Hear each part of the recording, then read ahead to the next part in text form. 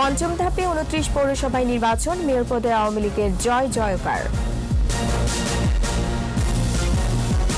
সুন্দরবন সুরক্ষায় বন বিভাগের প্রকল্প, গবেষণা বরাদ্দ কম, সম্পৃক্ততা নেই স্থানীয়দের। পুলিশের গুলিতে রক্তাক্ত মিয়ানমার, বহু বিক্ষোভকারী আটক, দেশ জুড়ে আতঙ্ক।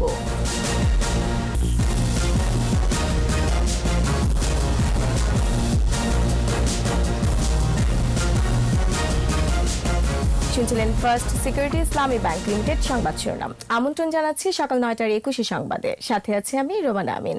দর্শক, ২১ টেলিভিশনের সংবাদ একই সাথে সরাসরি দেখতে পাবেন আমাদের ফেসবুক পেজ www.facebook.com/2124 অনলাইনে। পঞ্চম ধাপের ২৯ পৌরসভার নির্বাচনের অধিকাংশটিতে বেসরকারি ফলাফল ঘোষণা করা হয়েছে। এর মধ্যে মেয়র পদে আওয়ামী লীগ প্রার্থীদের জয় জয়কার। এবারে সবগুলো পৌরসভায় ইভিএমে ভোট হয়। প্রতিনিধিদের সহায়তায় মুশফিকা নাজনীনের রিপোর্ট। পঞ্চম ধাপে ২৯ পৌরসভার নির্বাচনে মেয়র পদে বেসরকারি ফলাফলে বিজয়ী হয়েছেন চট্টগ্রামের রাঙ্গুনিয়ায় আওয়ামী লীগের শাহজাহান শিকদার, বারিয়ারহাটে আওয়ামী লীগের মোহাম্মদ রেজাউল করিম, মাদারীপুর সদরে আওয়ামী লীগের খালিদ হোসেন ইয়াদ, ভোলায় আওয়ামী লীগের মোহাম্মদ মনিরুজ্জামান মনির, চরফ্যাশনে আওয়ামী লীগের মোর্শেদ। জামালপুর সদরে বিজয়ী হয়েছেন আওয়ামী লীগের সানোয়ার হোসেন সানু, চাঁপাইনবাবগঞ্জের নাচলে আওয়ামী লীগের আব্দুর রশিদ ঝালু, ময়মনসিংহের নান্দাইলে আওয়ামী লীগের রফিকুদ্দিন ভূঁইয়া, হবিগঞ্জে আওয়ামী লীগের আতাউর রহমান সেলিম, মানিকগঞ্জের সিংগাইরে আওয়ামী লীগের আবু নাইম মোহাম্মদ বাশার, কিশোরগঞ্জের ভৈরবে আওয়ামী লীগের ইফতেখার হোসেন বেনু, জয়পুরহাটে আওয়ামী লীগের মুস্তাফিজুর রহমান মোস্তাক, রাজশাহী চারঘাটে আওয়ামী লীগের একরামুল হক, রাজশাহীর পবায় আওয়ামী লীগের রিয়াসিন আলী, দুর্গাপুরে আওয়ামী লীগের তোফাজুল হোসেন বেসরকারিভাবে নির্বাচিত হয়েছেন। এদিকে বগুড়ায় নির্বাচিত হয়েছেন বিএনপি রেজাউল করিম বাদশাহ, লক্ষ্মীপুরের রায়পুরে আওয়ামী লীগের গিয়াসউদ্দিন রুবেল, ঝিনাইদহের মহেশপুরে আওয়ামী লীগের আব্দুর রশিদ খান, কালীগঞ্জে আওয়ামী লীগের আশরাফুল আলম আশরাফ, শৈলকুপায় আওয়ামী লীগের শেফালী বেগম, রংপুরের হারাগাছে স্বতন্ত্র এরশাদুল হক, জামালপুরের ইসলামপুরে আব্দুল কাদের শেখ, যশোরের কেশবপুরে রফিকুল ইসলাম মোড়ল, গাজীপুরের কালীগঞ্জে রবিন হোসেন নির্বাচিত হয়েছেন। মুশফিকা নাজনীন, ২১ টেলিভিশন। সুন্দরবন সুরক্ষায় প্রকল্প হাতে নিয়েছে বন বিভাগ। এর আওতায় জীববৈচিত্র্য রক্ষা থেকে শুরু করে বন থেকে সম্পদ আহরণকারীদের মনিটরিং করা হবে। তবে বিশেষজ্ঞরা বলছেন, প্রকল্পে গবেষণার জন্য বরাদ্দ পর্যাপ্ত নয়। আর পরিবেশবিদদের দাবি, প্রকল্পটির সাথে স্থানীয়দের সম্পৃক্ত করা হয়নি। শেখ মোহাম্মদ জুয়েলের ক্যামেরায় খুলনা বিভাগীয় প্রতিনিধি মহেন্দ্রনাথ সেনের রিপোর্ট, জানাচ্ছেন মাসুম আলিসা। বিশ্বের বৃহত্তম ম্যানগ্রোভ বন সুন্দরবন। এই বনকে ঘিরে প্রত্যক্ষ ও পরোক্ষভাবে প্রায় ৩০ লাখ মানুষের জীবিকা নির্ভরশীল। বন বিভাগের তথ্য বলছে, ৩০,০০০ মানুষ সরাসরি এই বন থেকে সম্পদ আহরণ করে। সুন্দরবন সুরক্ষা প্রকল্পের আওতায় সম্পদ সংগ্রহকারী ও সুবিধাভোগীদের পারমিট ও পরিচয়পত্র অটোমেশন করা হবে। মনিটরিংয়ে যুক্ত হবে আধুনিক ব্যবস্থা। জিওবি ফান্ডের সবচেয়ে বড় প্রকল্প এটা, সুন্দরবন সুরক্ষা নামে আসছে প্রকল্পটা, এবং এটা গত ৫ই জানুয়ারি যে একনেকের মিটিং হয়, একনেকের ৫ই জানুয়ারির সভাতে এটা অনুমোদিত হয়। প্রকল্পটি বাস্তবায়ন হলে বনরক্ষীদের উন্নত প্রশিক্ষণের পাশাপাশি ইকো ট্যুরিজম, ভেজিটেশন ম্যাপিং এবং জিপিএস ট্র্যাকিং সুবিধারও উন্নয়ন হবে। সুন্দরবনে আলটিমেটলি ইকোলজিক্যাল যে চেঞ্জগুলো আসতেছে, এই বিষয়গুলো আসলে এই সুন্দরবন সুরক্ষা প্রকল্পে প্রপারলি অ্যাড্রেস করা হচ্ছে এবং সেইখানে এই রিসার্চগুলো, স্টাডিগুলো করা হবে। বিশেষজ্ঞরা বলছেন, এই প্রকল্প সুন্দরবনকে রক্ষায় ভূমিকা রাখবে। তবে জীববৈচিত্র্য নিয়ে প্রকল্পটিতে বরাদ্দ প্রয়োজনের তুলনায় কম। সুন্দরবনের যে পরিবেশ, এই পরিবেশের স্বাস্থ্য, এটা মনিটরিং এর বিষয়, যেটা আমরা বলে থাকি ইকোসিস্টেম হেলথ মনিটরিং। এটা একটা অত্যন্ত যুগোপযোগী একটা বিষয় হয়েছে, যেটা আসলে প্রয়োজন। পরিবেশ কর্মীরা বলছেন, সুন্দরবনকে রক্ষা করতে হলে স্থানীয়দের সম্পৃক্ত করতে হবে। পরিকল্পনা থেকে বাস্তবায়ন পর্যন্ত কিন্তু স্থানীয় মানুষদের সম্পৃক্ত করে, তাতে কিন্তু এই প্রকল্পগুলোর স্থায়িত্ব বাড়ে এবং ডিজাইনও নির্ভুল হয়।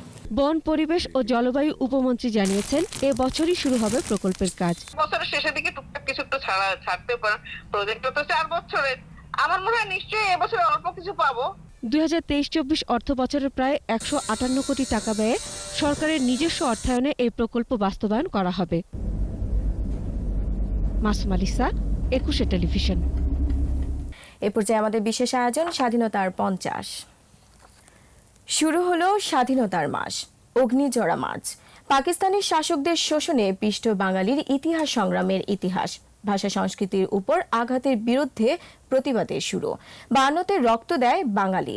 এরপর 54 যুক্ত ফ্রন্ট নির্বাচন, 66 6 দফা, 69-এর গণ অভ্যুত্থান, 70-এর সাধারণ নির্বাচন আর এই ঘটনাক্রম ও জাতির পিতা বঙ্গবন্ধু শেখ মুজিবুর রহমানের নেতৃত্বের পরশপাথর বাঙালিকে টেনে নিয়ে যায় যুদ্ধের মঞ্চে। 1947 থেকে 1970 ইতিহাসের বাঁকে বাঁকে বাঙালির লড়াই সংগ্রামের কথা জানাচ্ছেন আকবর হোসেন সুমন। 1947 ব্রিটিশ শাসনের অবসান, পাকিস্তান রাষ্ট্রের জন্ম, শুরুতেই বৈষম্য, পূর্ব পাকিস্তানের সংখ্যাগুরু মানুষের ভাষার উপর আঘাত, শিরদাঁড়া সোজা করে বাঙালির প্রতিবাদ, 52-তে রাজপথে রক্ত দিয়ে ভাষার অধিকার আদায়।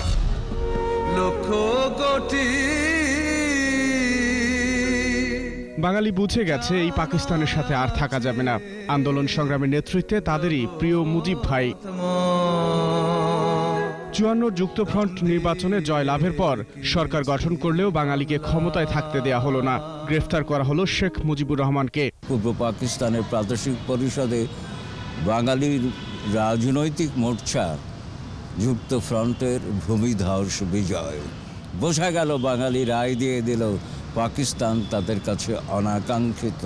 66-তে বাঙালির মুক্তির সনদ 6 দফা দিলেন শেখ মুজিব, আবারও কারাগারে। এবার আগরতলা মামলায় ফাঁসি কাষ্ঠে ঝোলানো ষড়যন্ত্র। 69-এর গণ অভ্যুত্থান, রক্ত দিয়ে শেখ মুজিবকে কারামুক্ত করল বাংলার মানুষ। রেসকোর্সের জনস্রোতে শেখ মুজিবুর রহমান ভূষিত হলেন বঙ্গবন্ধু উপাধিতে। 70-এর নির্বাচনে নিরঙ্কুশ বিজয়, ক্ষমতা হস্তান্তরে টালবাহানা। একদিকে আলোচনা, অন্যদিকে জাতিকে যুদ্ধের জন্য প্রস্তুত করছিলেন বঙ্গবন্ধু। 7 মার্চ সব নির্দেশনাই দিয়ে দিলেন। এবারের সংগ্রাম আমার মুক্তির সংগ্রাম, এবারের সংগ্রাম স্বাধীনতার সংগ্রাম। যুদ্ধদিনের আভাস বাঙালিকে যেমন আন্দোলিত করেছিল, তেমনি করে তোলে সাহসী।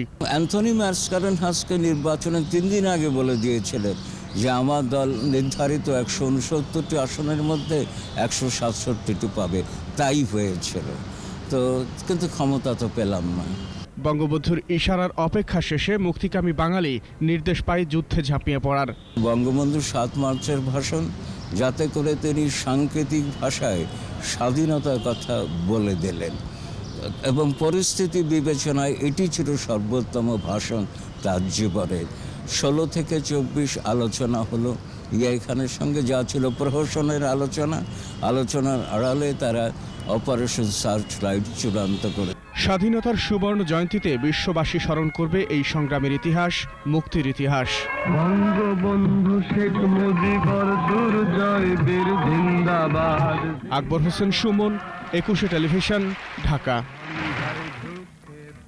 এ পর্যায়ে নিচ্ছে প্রিমিয়ার ব্যাংক লিমিটেড সংবাদ বিরতি। নো মাস্ক নো সার্ভিস বিধি মেনে চলুন, সুস্থ থাকুন। যখন ফিরছি তখন অন্যান্য খবরের সঙ্গে আরও থাকবে। রাজশাহীতে পদ্মাপাড়ের সৌন্দর্য বাড়াতে সিটি কর্পোরেশনের উদ্যোগ, পর্যটক আকর্ষণ বাড়বে আশা মেয়রের।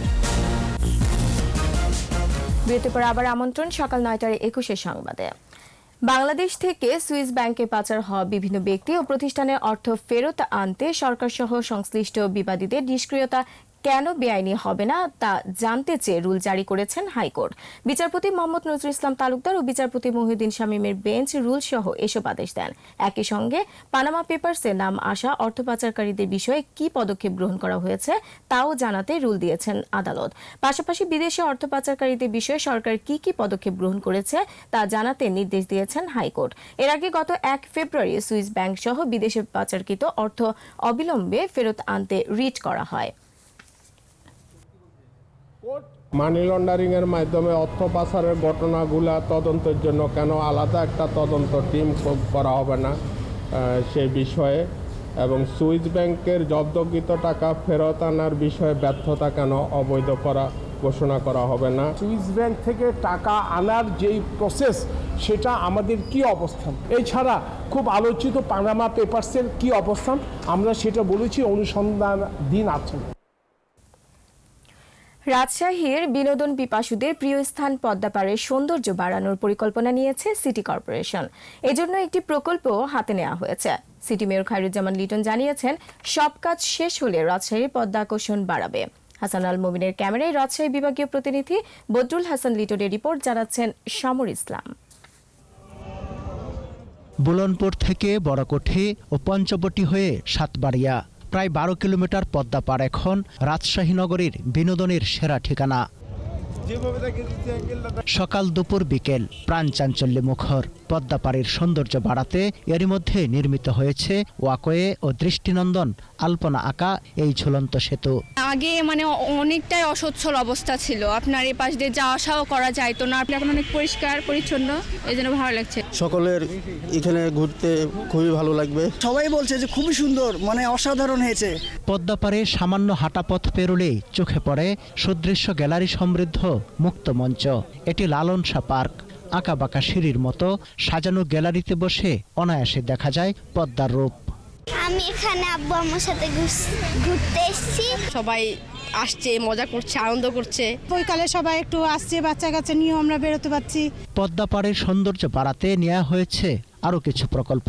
কাজ শেষ হলে মানুষকে আরও বেশি আকর্ষণ করবে পদ্মার তীর। পর্যায়ক্রমে এগুলো যদি আমরা অনুমোদন পাই, তখন এগুলোতে আরও শোভাবর্ধনজনক কাজ করার প্রয়াস আমরা চালাবো আর কি। নদীর ধারটিকে আমরা আরও বেশি মানুষের জন্য আকর্ষণীয়ভাবে উপস্থাপন করতে চাই, যাতে সেখানে মানুষ তাদের সন্তানদের নিয়ে আসতে পারে, খেলাধুলা করতে পারে বাচ্চারা, বা নাটক বা গান বাজনা সাংস্কৃতিক অনুষ্ঠান সেখানে হতে পারে। রাজশাহী মহানগরীকে সবুজের নান্দনিকতায় বহুমাত্রিক নাগরিক সুবিধায় অত্যাধুনিক নগরীতে পরিণত করতে চায় সিটি কর্পোরেশন। সমর ইসলাম, 21 টেলিভিশন। আর এরই সাথে শেষ করছি সকাল 9টার 21 সংবাদ। যাবার আগে ফার্স্ট সিকিউরিটি ইসলামী ব্যাংক লিমিটেড সংবাদ শিরোনামগুলো আরও একবার। পঞ্চম ধাপে 29 পৌরসভায় নির্বাচন, মেয়র পদে আওয়ামী লীগের জয় জয়কার। সুন্দরবন সুরক্ষায় বন বিভাগের প্রকল্প, গবেষণা বরাদ্দ কম, সম্পৃক্ততা নেই স্থানীয়দের। পুলিশের গুলিতে রক্তাক্ত মিয়ানমার, বহু বিক্ষোভকারী আটক, দেশ জুড়ে আতঙ্ক।